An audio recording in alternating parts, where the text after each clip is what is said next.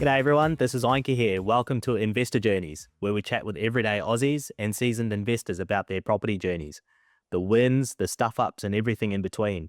Whether they've got one property or a whole portfolio, we dive into how they did it, what they've learned, and what their journey's been like so far. No fluff, just real stories from real people. So let's get stuck in. G'day everyone, welcome again to the IJ podcast. I've got a very excited guest here today, one of my clients actually, who has come on to share her journey. Obviously a very fresh journey for her, and it'll be great to hear her background and everything like that. So welcome, Nessa. Thanks for joining me today. Hey everyone. Thanks, Iynka. Thanks so much for inviting me today.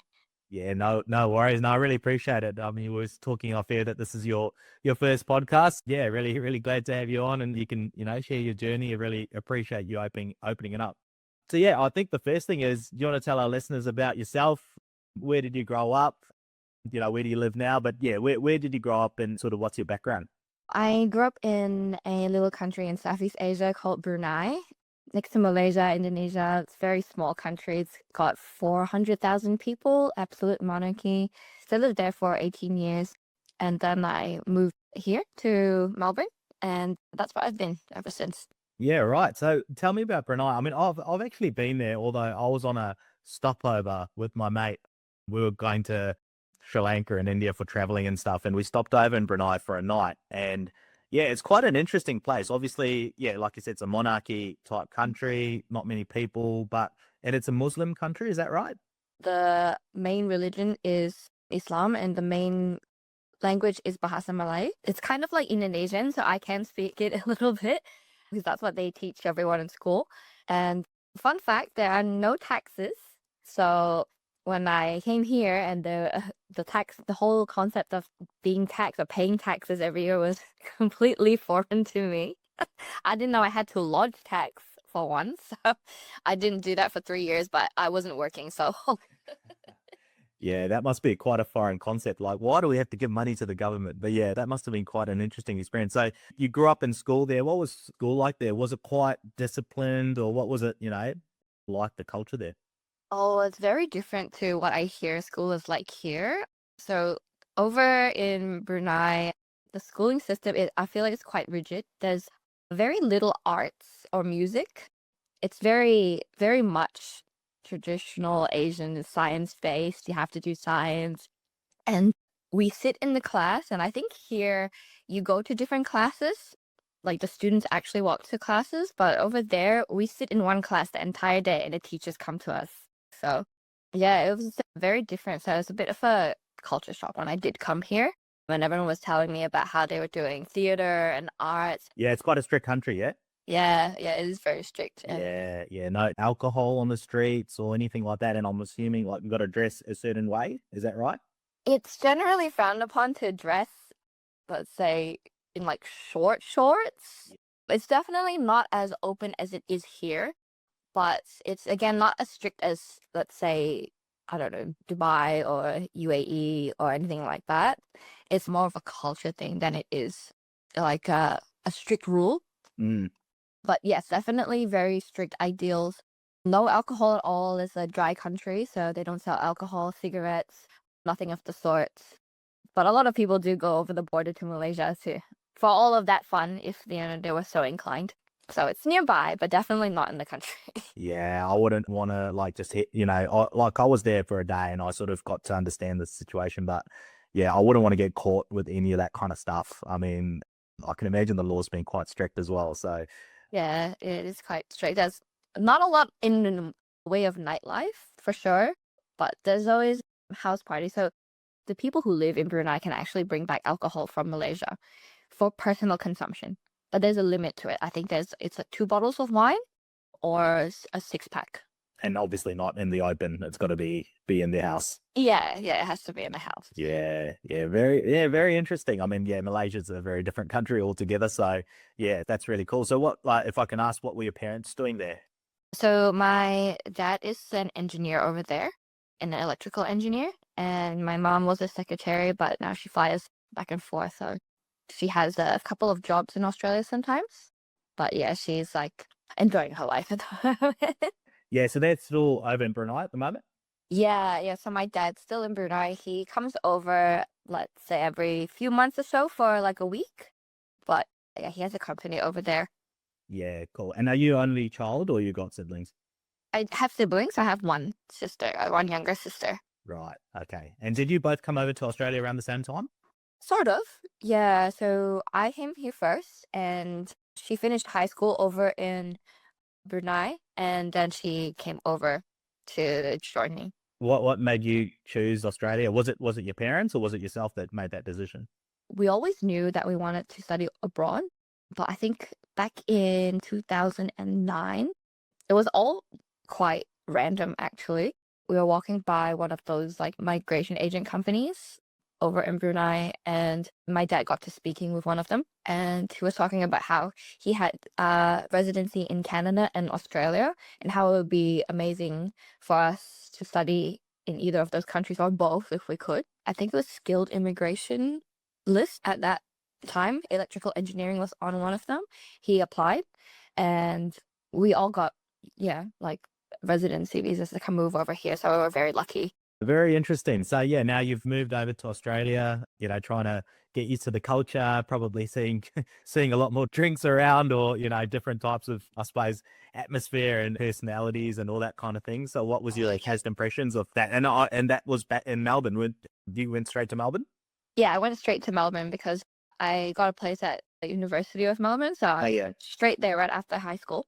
And was it a culture shock? Yes. So Straight into university life. Wow. yeah, oh, a week at university coming from the conservative country of Brunei, it was definitely a shock to my system.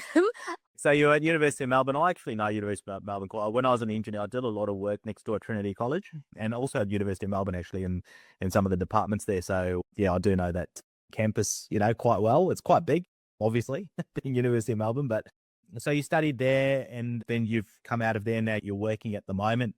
But back when you were with your family and everything like that, pretty sure I would know the answer to this. But did you guys talk about openly about finances? Investments, money, was that ever talked around the table? Definitely not.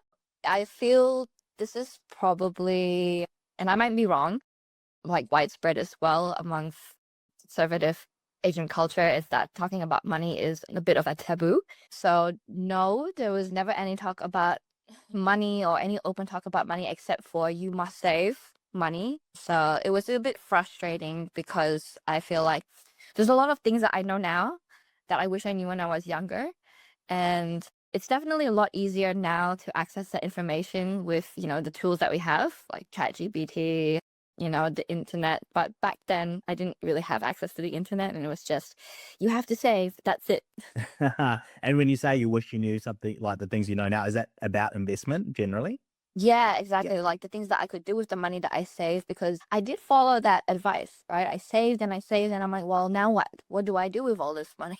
Where, look, my culture, a lot of guests on the podcast, in fact, majority of them, have come from that same background as well, where, money wasn't talked around the table. To be honest, it's a very rare occurrence, from my experience at least, of kids talking about money with their parents, especially, in our generations or, that kind of thing. So what I do find, and maybe you may agree with this, is that we see our parents, being able to be quite frugal or being able to manage their money quite well. Like they're not frivolous and they're certainly not showing us bad habits with money. So whilst, they did the whole savings side of things, they were very careful with it, which I think got ingrained to a lot of people, like in our culture, I feel. Would you say that was the same with you? It's interesting you mentioned that because that's something that I've been thinking about a lot lately as well. Even now, if I call my grandpa and he's on FaceTime with me, the only thing he says to me, or well, one of the top pieces of advice is you have to save money, don't spend money. And I feel like it's definitely common, especially in that generation, because of the whole, how they grew up. Yeah. So it's understandable, but I feel like it kind of poses an obstacle, especially if you want to, grow your wealth. Because if you're operating from a scarcity mindset, it definitely isn't aligned with the goal of growing. your wealth. Yeah, yeah, I know. And I think, moving to Australia, moving, to New Zealand or States, whatever it is, like these Western countries, they are much more open to talk about money, not just, sorry, families, but I'm just talking in general when you hear about podcasts or TV or just general language with your mates. A lot of that discussion is about what you do with your money, what's investments, and actually can be almost going the other way. It's too much. And, there's so much information out there, especially over here, that you don't know where to put the money sometimes. But, obviously Australia is quite different with real estate and almost like being a religion, right? So that a lot of people do go down that path. But yeah, I think back in the countries that, maybe Brunei, Sri Lanka, India, these sort of places, especially back then, it's not a open topic really in terms of peers, media, that kind of thing. So I think that does have a big part to play. And, perhaps the parents or the older generations don't, see it the same way as well. So yeah, it's quite interesting, but maybe it's a good segue. You're at university. What did you do at university, by the way? I did a Bachelor of Science. Yep. Yeah, so I did anatomy, human structure and function. Right. Interesting. Interesting. And you're working in finance now, as I understand it. So how did that transition happen? Also unexpected, pretty random, but I feel like the best things in life happen that way. Yeah. So I studied Bachelor of Science with the intention of going into medicine, but that didn't work out for me. Then moved to working at IKEA for 4 years, and then I picked up Bachelor of Pharmacy, but I decided I hated it. So I dropped that real quick. Yeah. And then I had a period of not knowing what I wanted to do, and I started working at the bank, but I love it. Oh, it's great you found your calling. I mean, sometimes you've got to try and, throw it away if it's not going to work out. So it's good Right. you found that out early, which, you're working at the bank, like you said, and you're obviously enjoying it. And when did property start coming into the mindset for you? Obviously, you're still very young, if I might say. You're relatively to a lot of property investors. You're just going into the working force and everything like that. You've spent a few years there, so it's your mindset is quite different to in my opinion, a lot of peers, at least that I knew at that age. So, what made you think suddenly about property now that you've gone through from Brunei, not really talking about investing and all that kind of thing? Yeah, do you want to tell me about that transition as well? I've always thought about property, but it always seemed like a pipe dream or something that was just too far away or too unattainable, which I have found out this year that it's actually not at all. So I saved up quite a bit of money when I was in uni and then after when I was working after uni for a few years. But at that time, I know now that I could definitely have gone into the property market with the money that I had, but I didn't really have the tools available to me to show me where to go with that. All I had was this big chunk of money, and I'm like, now what? I just Yeah. felt like it wasn't enough, which is a very, well, I know I was very mistaken in that way of thinking. So surprise, surprise, I spent it all, nothing in particular. And it was only until recently because I started, having a stable job, and I'm like, okay, well, now where do I go from here? And having heard about, the property market ever since COVID and how felt like it was going to be a good time to buy. This year, I sat down and I was like, okay, I'm going to list out all the steps. So actually seriously start looking at what I can do to get my foot into the property market. Even if I thought it was unattainable, I just wanted to know what the steps were. And it was actually surprisingly a lot easier than I thought it would be. So yeah, I guess that goes to show like the biggest obstacle to the thing that you want is yourself and your preconceptions. Oh, 100%. And that doesn't just go for people your age, it goes for people, yeah, my age and beyond. The mindset is the biggest thing. So yeah, that's amazing that you've been able to, shift out of that mindset of saving and saving and saving. And obviously you spent some of it, which you obviously thought property was too hard, and then you got back into it. So that's a credit to yourself. And now sort of thought, okay, property is right for me. We had a chat, obviously, initial chat about what's possible and all that kind of thing. But I think quite an interesting part of this whole process was your finance. Do you want to talk a little bit about, what you spoke about with the broker when you first went to them about your situation? For the longest time, which is probably the reason why it took me so long to get into seriously looking at property, I always had this mindset, I was stuck in this mindset that I needed to have X amount for the deposit. And because I didn't have that, I'm like, well, I don't have any options. But that's not true. So everyone's situation is different, of course. And know that I am very lucky because I didn't have a sizable deposit at that moment. I decided to connect with a broker anyway to see what my options were. And I did have a small amount of money, but they gave me more options than I thought I did have. So I think one of them was the 5% deposit. And the other one, and I didn't know this until they told me, was you have the option of no deposit at all because of the equity that was in the house that we were staying in. So it is my parents' house, but I do pay rent as well because they got it for us to all live in when we did move over here. And because it was lucky that we chose a good location, the equity that was in this house allowed me to secure a property or like a loan for a property with zero deposit, which I to this to this day am pretty shocked by. I just can't believe that was even something that was an option to me. And yeah, I actually had to ask my broker twice. I'm like, so you're saying I don't need to pay anything for the deposit? Yeah, it was crazy. And then once that started going and I paid all the, relevant fees, so it wasn't completely $0, but it was much, much less money than I initially thought. Once I got the ball rolling, everything happened just so quick. And yeah, and now I have a house. It's crazy. Hey. Yeah, it's insane. Yeah, I agree. It's insane where you can just put pretty much $0 on a house by using that type of loan. Now, there are obvious caveats to that with your parents having to be on board. That's obviously a guarantee or security, so they have to give the permission and everything like that. The other thing is obviously you're taking 100% loan. So, the big thing is where you're not putting a deposit down is your cash flow is something that you need to look at as well, because you're obviously you've got 100% loan. Like you haven't reduced that at all. So those are a couple of big things with this whole thing. But at the end of the day, if you do it right, which you have, it pays itself over so many more times. So yeah, that was amazing. And obviously getting into a property market sooner than rather than trying to build a deposit of 5-10% deposit plus all the stamp duty and everything like that.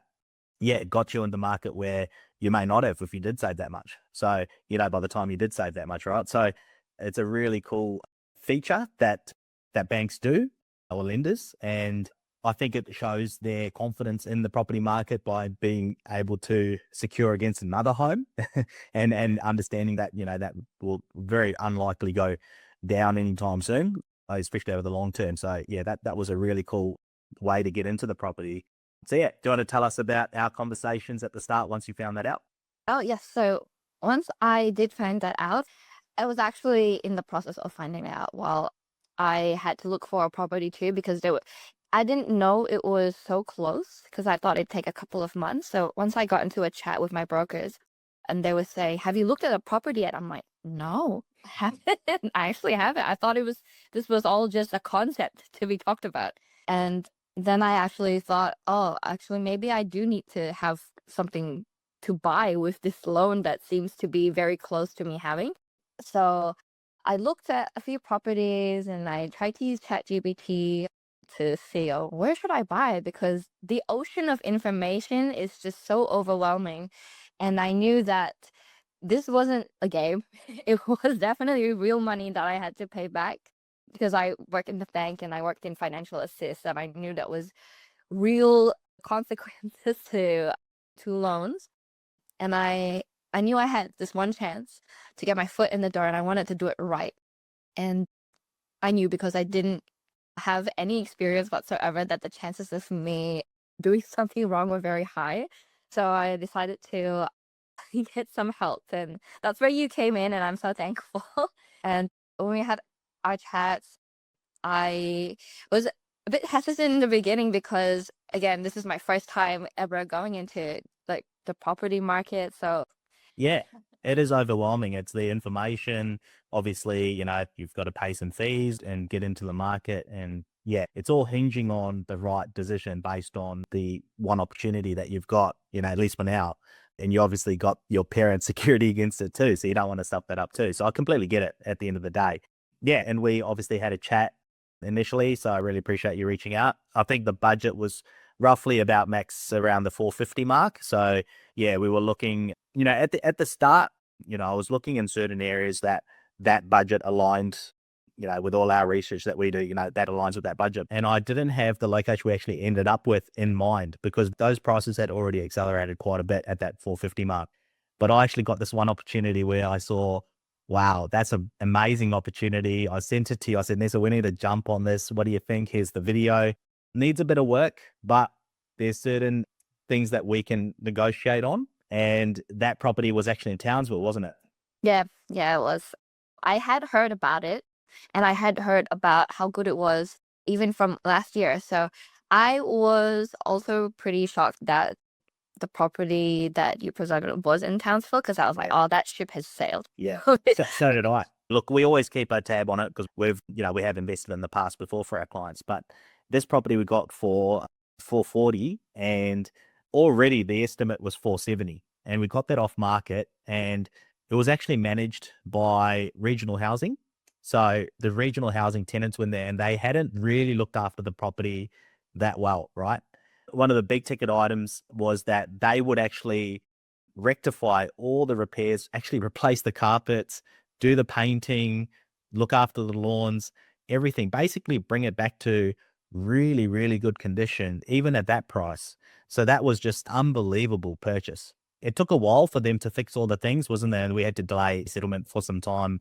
But at that point in time, that the prices kept on rising. The estimate online kept on rising.